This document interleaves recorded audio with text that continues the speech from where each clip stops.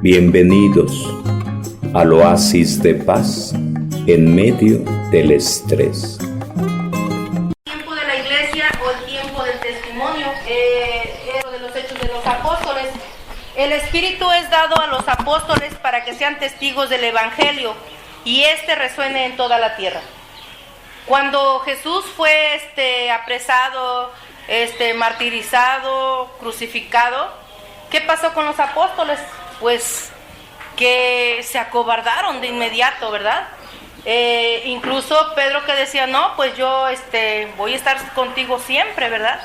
Todos tuvieron miedo de padecer lo mismo que padeció Jesús. Entonces, ¿cuándo es el cambio de los apóstoles? ¿Cuándo vuelven a perder ese miedo, tener ese valor? Cuando llega el Espíritu Santo en la fiesta de Pentecostés, ¿verdad? Entonces dice, es Espíritu dado a los apóstoles para que sean testigos del Evangelio y resuene en toda la tierra. ¿Sí? ¿Y qué es lo que acabamos de pasar ahorita? Pues algo similar, algo igual, ¿verdad? Los que salieron a misionar, por gracia de Dios, ¿verdad? Quizá algunos quisimos hacerlo también, pero desgraciadamente no se pudo, ¿verdad? Pero bueno, en los que anduvieron misionando, pues allí está ya el mensaje, ¿verdad? Como cuando los apóstoles empezaron a anunciar. ¿Sí? Entonces, pues, el tiempo, inciso C, el tiempo de la iglesia o el tiempo del testimonio. Eso lo tenemos casi todo, está concentrado en el libro de los Hechos de los Apóstoles. Ese plan lucano sigue un itinerario geográfico que es al mismo tiempo un itinerario espiritual. Como no nada más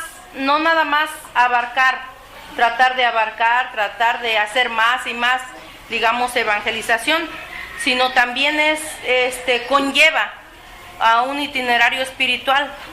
¿Por qué?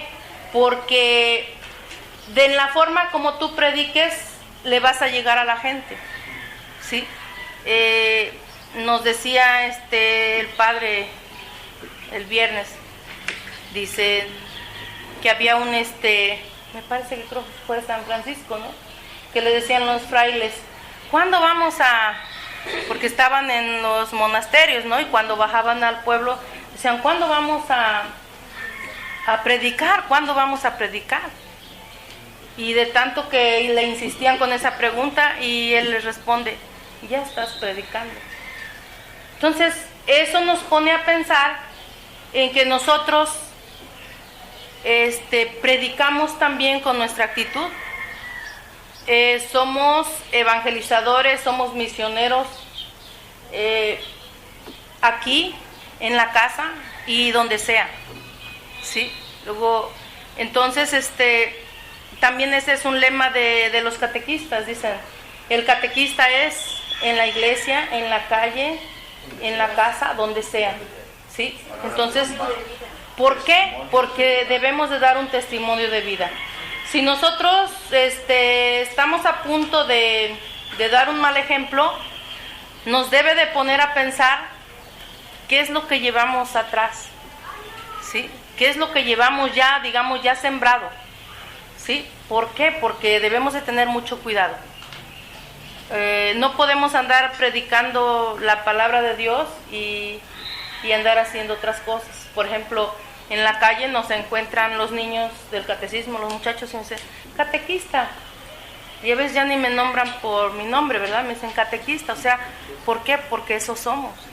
Entonces, aquí dice que debemos de tener cuidado, porque al mismo tiempo que vamos avanzando en la evangelización geográfica, vamos avanzando en la evangelización espiritual también. Entonces hay que tener cuidado.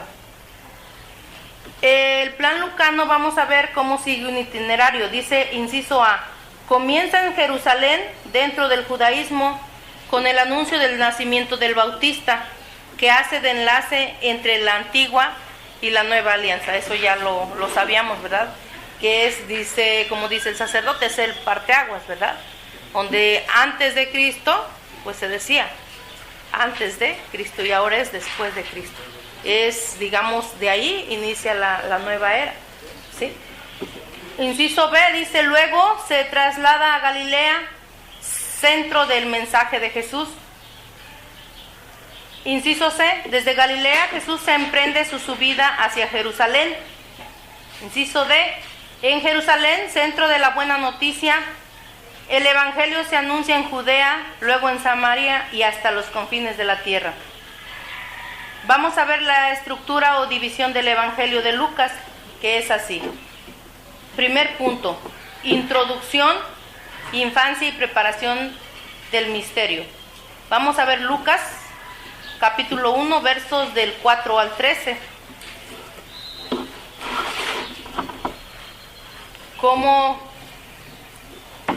¿Cómo iniciamos? Lucas 1, versos del 4 al 13. A ver si alguien lo quiere leer, por favor.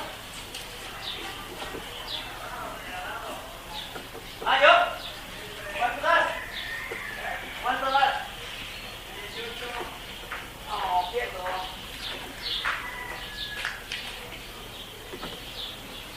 Dice, para que llegues a comprender la autenticidad de la enseñanza que has recibido,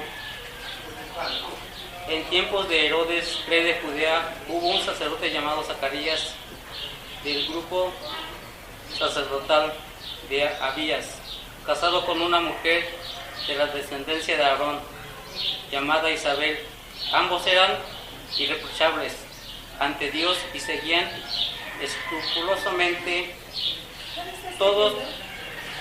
Lucas 1, 4. Sí. Versículo 4. Sí. Del 4. No, el 4. Versículo 4, voy ahorita en el 6. Ambos eran irreprochables ante Dios y seguían escrupulosamente todos los mandamientos y preceptos del Señor, pero no tenían hijos, porque Isabel era estéril y los dos eran ya de edad avanzada.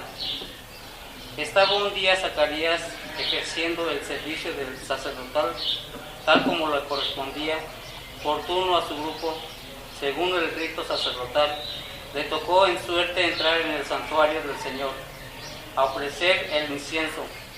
Todo el pueblo estaba orando fuera mientras se ofrecía el incienso. Y el ángel del Señor se le apareció, de pie, a la derecha del altar del incienso. Al verlo, Zacarías se asustó y tuvo miedo. Pero el ángel le dijo, no temas, Zacarías, tu petición ha sido escuchada. Isabel, tu mujer, te dará un hijo, al que pondrás por nombre Juan. Te llenará de gozo y alegría, y muchos se alegrarán de su nacimiento. Palabra de Dios. El Señor. Gloria a ti, Señor Jesús. Allí vemos en ese punto que estábamos viendo, introducción, cómo desde ese momento ya se está preparando, cómo va a llegar Jesús, porque Isabel va a ser la madre de Juan el Bautista, y Juan el Bautista es el que va a preparar el camino del Señor. Y recuerden que ya en el libro del profeta Isaías nos anuncia una voz que clama en el desierto, ¿verdad? Esa es la voz de Juan. Sí, entonces, en el punto 2 dice ministerio de Galilea, capítulo 4, verso 14, y capítulo 9, 50. Capítulo 4, verso 14. ¿De Lucas? Sí, estamos viendo Lucas. Ajá.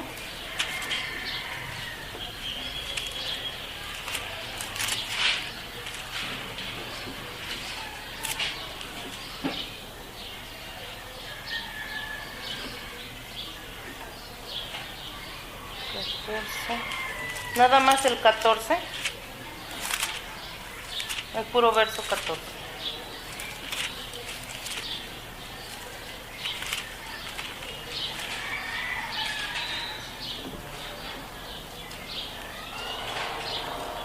Y el capítulo 9, el verso 50.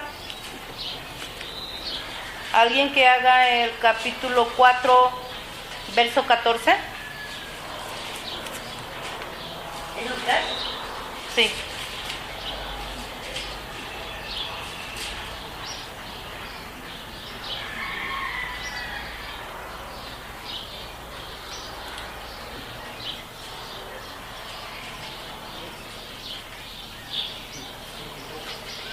¿Ya lo encontraron? Lucas 4, verso 14. ¿Sí? Donde dice: Jesús volvió a Galilea con el poder del Espíritu Santo.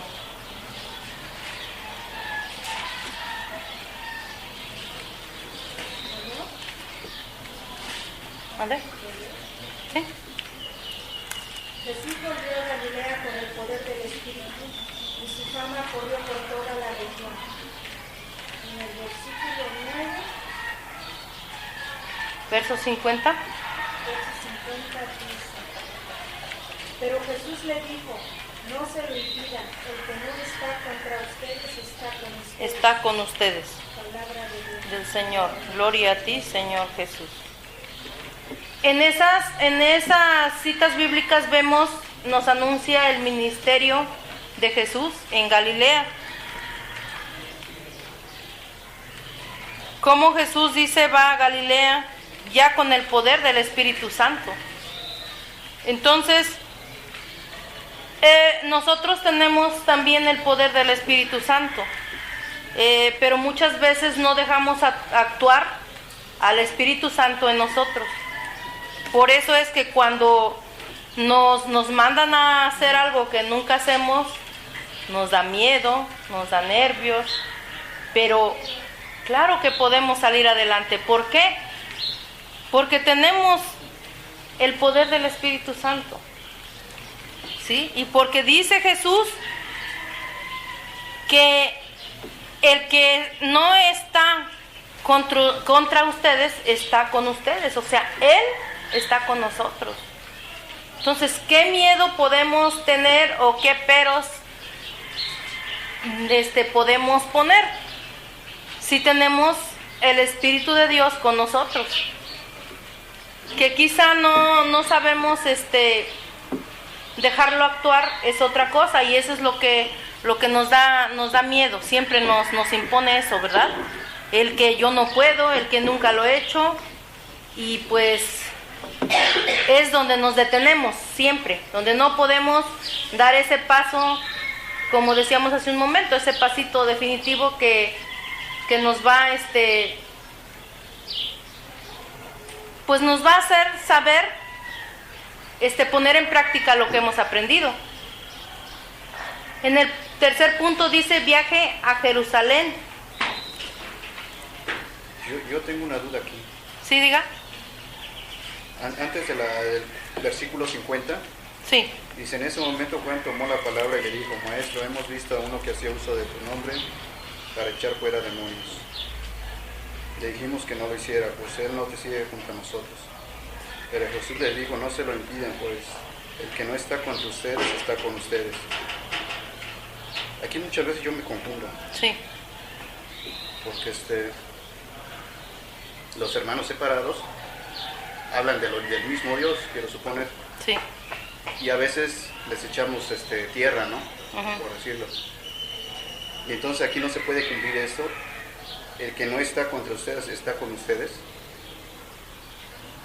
¿Se puede cumplir? Sí, mire, lo que pasa es que debemos de tener mucho cuidado en no confundirnos. Nosotros, pues, yo recuerdo esas palabras de un sacerdote que me decía: católico ignorante, seguro protestante. ¿Por qué? Porque por ignorar nosotros nos dejamos engañar, ¿sí? Los protestantes, para empezar, no les vamos a buscar que si tienen el mismo Dios, sí, porque Dios nos creó a todos, ¿verdad? Pero vamos a empezar porque ellos se han deslindado de la iglesia que Cristo formó. La iglesia en la cual nosotros hemos crecido y hemos aprendido y nos hemos preparado es la iglesia que Jesús funda. Que Jesús, cuando Jesús le dice a Pedro, tú eres piedra y sobre esta piedra voy a edificar mi iglesia. Entonces ellos, al no aceptar nuestra iglesia, no es que no nos estén aceptando a nosotros, sino que no están aceptando a Jesús. Porque ellos, digamos que se están saliendo fuera de, porque no pueden, no quieren estar dentro de un como nosotros que aceptamos, estamos bajo, como dice nuestra iglesia, es romana, es apostólica, no aceptan la jerarquía de los papas. Ellos no los aceptan. Incluso hay algunas sectas que dicen que el Papa lo tratan de lo peor. Entonces, si imagínense, es como por ejemplo en una casa, en la casa de cada uno de nosotros, ¿verdad? Hay un jefe de familia. Y hay normas, creo yo, en la casa, en los hijos, por decir, sales a tales horas, pero a tales horas te quiero a ti aquí. Tienes que llegar a tales horas, con los hijos, no sé, hijas, no sé. Pero el hijo que no quiere obedecer y que hace lo que quiere, o sea, ya no está obedeciendo al padre de familia, al jefe de la casa. Entonces, ¿cómo se puede decir que exista en esa persona una obediencia? Para empezar, como le digo, no nos vamos a ir así tan lejos, sino vamos a ver que ellos no aceptan la iglesia que Jesús forma. Pero aceptan a Jesús. Pero, sí. Por eso dice que no está en contra mía. Sí, pero bueno, pero no aceptan la iglesia que forma Jesús. ¿Cómo pueden decir que aceptan a Jesús? Porque yo si acepto a Jesús, acepto todo lo que Jesús me enseña y todo lo que Jesús quiere que yo haga. Entonces, ¿cómo voy a decir, esto sí lo acepto y esto no? Porque esto sí lo quiero seguir al pie de la letra como me lo enseña, pero no. ¿Y entonces, quién es más culpable ahí? ¿Nosotros o ellos mismos? Nosotros por tener la obligación de enseñar, porque muchas veces llegan y tocan nuestras puertas. Y no les hacemos caso. Vete para allá. En lugar que, pero, a ver, vamos a ver esto. La misma iglesia, nosotros mismos los hacemos a un lado y los orillamos a que se busquen mejor alojamiento en aquellas iglesias que nuestra iglesia. Pero mira, precisamente en nosotros está, dice, prepárate, conoce, para que no vengan y, si ellos están confundidos, no vengan y te confundan a ti también. O si tú conoces muy poquito y vienen y te confunden y te hacen, dicen, no, pues más me enredan. Tenemos que conocer. Conocer nuestra religión. Sí, y nosotros al conocer nuestra religión podemos corregir. Y si ellos quieren regresar como el hijo pródigo, regresarán, pero si no, seguirán en su error. Y es muy difícil porque fíjense, incluso en nuestra propia iglesia católica hay personas que nada más vienen en ocasiones y lo acabamos de ver en Viernes Santo. ¿Cuánta gente vino? Era pero muchísima gente.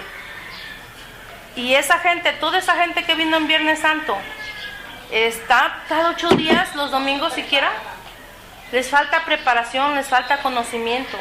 Porque ¿sí? Llegan los hermanos separados y, como dice el joven, en vez de platicar con ellos, pues mejor le dices, ¿sabes qué? No, No pues, tengo tiempo, no, vete. los corro. ¿Por qué? Porque como que su fe hacen a que los corras, para decirlo. Pero ¿por qué? Porque no quieren que los confundan. Sino que ellos, aunque no conocen, pero están firmes en su fe. Pero hay otros que les gusta platicar, los pasan, y ahí es donde los confunden y se los llevan. ¿Sí? ¿Por qué? Porque pues no están centrados en su fe. ¿Y a qué nos lleva esto? A que tenemos que prepararnos. Tenemos que prepararnos para no caer en esas confusiones. Yo cuando van a mi casa, yo los paso. Los paso y los siento y los ofrezco un refresco, un vaso de agua y platico con ellos. platiquen, ya después van a mí. ¿Y qué es lo que hacen? Ya no vuelven. Señora, muchas gracias. No, ya no vuelven. Ya Yo los he porque recibido, tenemos que pasar para adelante. pero ya no regresan. Si tú te sabes defender, Porque pasa, saben, o sea, ellos se dan cuenta que tú conoces y que no te van a confundir. Entonces, por eso les digo, necesitamos prepararnos. Eso es el arma, ¿sí? Prepararnos para poder dialogar con ellos. Que él me dice de una forma, pero yo sé que no es así. Y yo le explico. ¿Con qué le voy a explicar? El Padre lo dice. No estamos diciendo otras cosas, sino que lo que dice en la Biblia. Y con esto nos vamos a defender. ¿Sí? Bueno, nos quedamos al final si hay comentarios, el ministerio en Jerusalén, Lucas 19, 29 y capítulo 21, 38. Vamos a acabar noche. Sí, Lucas 19. El 29 nada más. Cuando se acercaba a Betfagé y Betania, al pie del monte llamado de los Olivos, Jesús envió a 2 de sus discípulos y les dijo: vayan al pueblo. Eso es lo que acabamos de ver y de vivir, sí, ¿verdad? En Domingo de Ramos, cuando lo mandan que iban a encontrar un burrito que no ha sido montado por nadie hasta ahora, desátenlo y tráiganmelo, ¿verdad? O sea, ese es su ministerio. Ahora vamos a ver el 21, capítulo 21, versículo 38. Y dice: y desde muy temprano todo el pueblo acudía donde él al templo para escucharlo. ¿A qué nos invita? A que debemos de acudir a escucharlo, de que debemos de acudir a prepararnos, ¿sí? Ese fue el ministerio de Jesús en Jerusalén, y el ministerio de nosotros es acudir para prepararnos. Porque si no nos preparamos, ¿qué es lo que pasa? Que vienen los hermanos separados y nos van a confundir, ¿sí? Entonces, y también en Lucas 19, 29 dice: envió a 2 de sus discípulos. ¿Cómo fueron a misionar? De 2 en 2, ¿verdad? Aquí está. No es invento del sacerdote porque se le ocurrió que vayan de 2 en 2. ¿Por qué no mandó de 3 en 3, de 4 en 4, no? De 2 en 2, aquí está. Entonces, aquí tenemos la base. Aquí tenemos con qué defendernos. Punto 5, pasión y glorificación de Jesús. Lucas 22, 1, 24 y 53. Está muy largo ¿verdad? Pero bueno. Viene la traición de Judas, la cena del Señor, y en el 53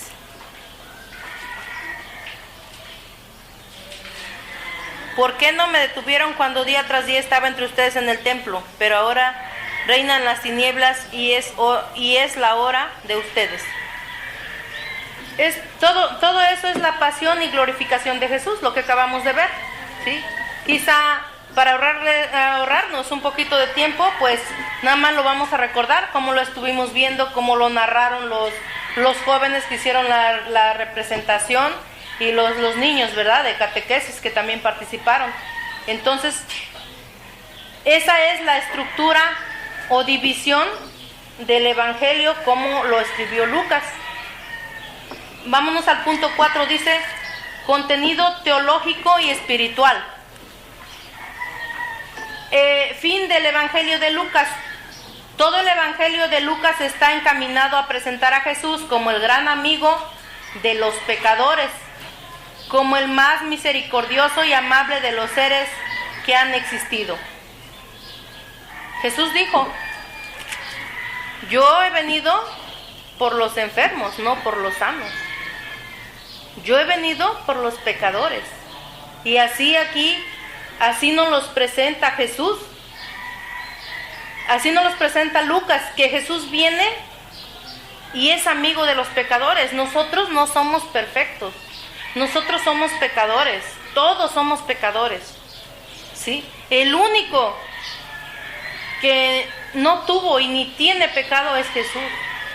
¿Y qué es lo que nos encontramos cuando ahora quizá en las misiones que salieron a hacer, invitaron quizá a las casas donde visitaron a la confesión? Había protestantes también, ¿no? Incluso el primer día que salí encontramos y, bueno, no se portaron tal vez como dice el joven, groseros, ¿no? Que no, pues eres católico, no sé. Incluso yo la compañera que me tocó, nos dejaban hablar. Gracias, dice, pero yo pertenezco a otra religión y no puedo asistir. Es todo lo que nos dicen, o gracias, no me digas nada, pero no eran groseros. Antes que cerraban la puerta, nos abrían la puerta. Sí.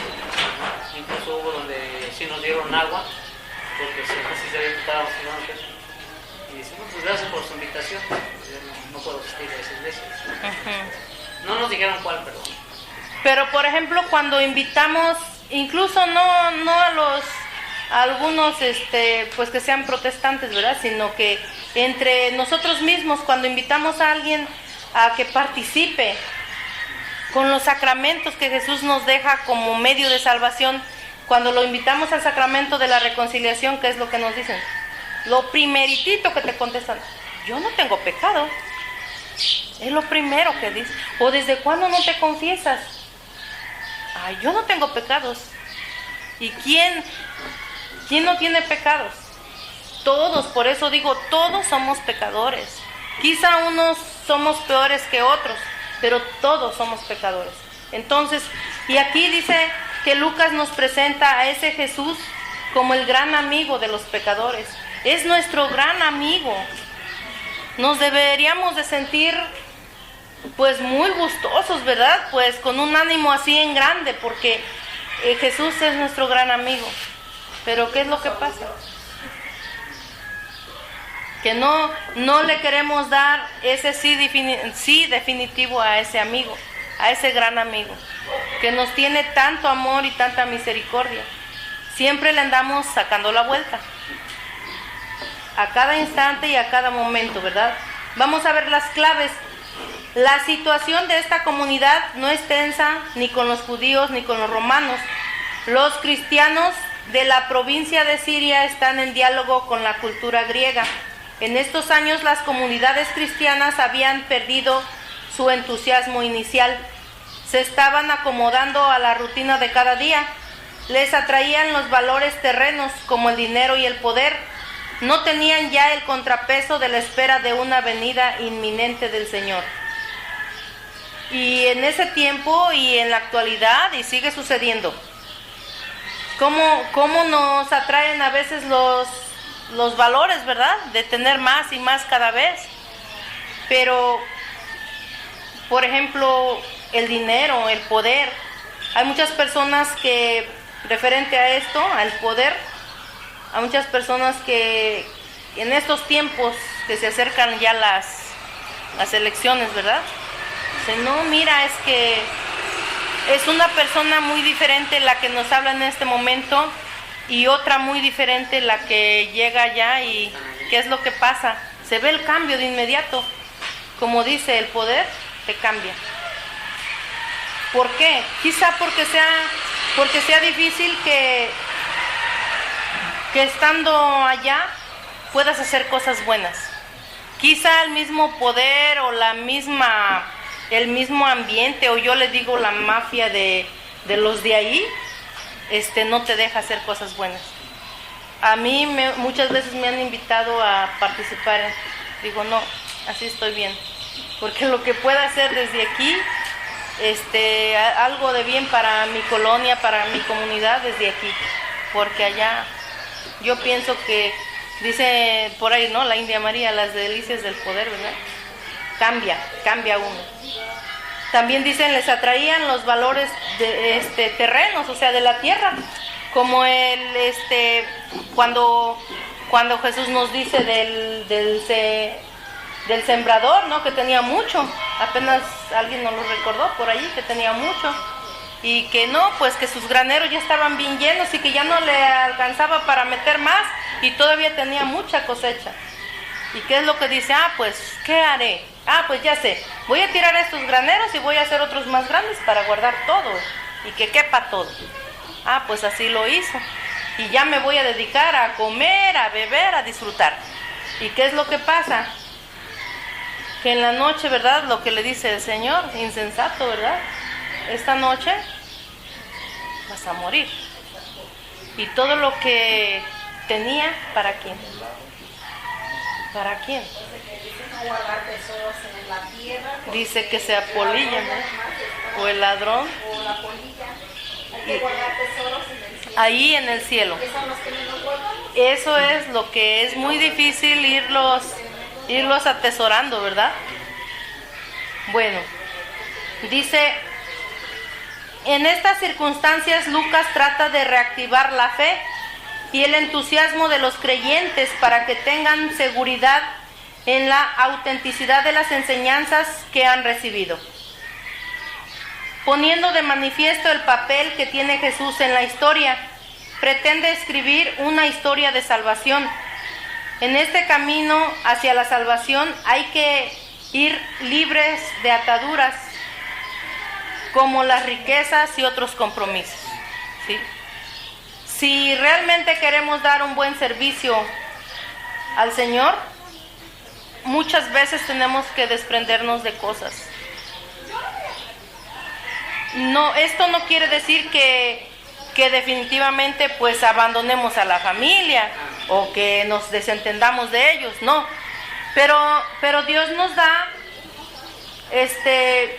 la capacidad de administrar nuestro tiempo. Luego dicen, no, es que yo no puedo, es que no puedo. Pero claro que sí podemos. Porque si los que estamos aquí sentados muchas veces nos dicen, no, pues es que ellos no tienen que hacer en su casa. Principalmente a las mujeres nos dicen, no, pues ni hacen nada en su casa, ya nomás están en la iglesia. O es que el marido ni les dice nada, mira, ya se van, ya nomás están en la iglesia. No, todo esto viene de una organización en nosotros mismos, en nuestra vida, en nuestra casa. Por decir, si nosotros nos apuramos, nos da tiempo para todo, ¿sí? Hay personas que apenas se empiezan a acercar y dicen, no, pues es que yo antes no podía porque decía que no me da tiempo, y sí me da tiempo. Entonces, el tiempo es del Señor. Bienvenidos al oasis de paz en medio del estrés.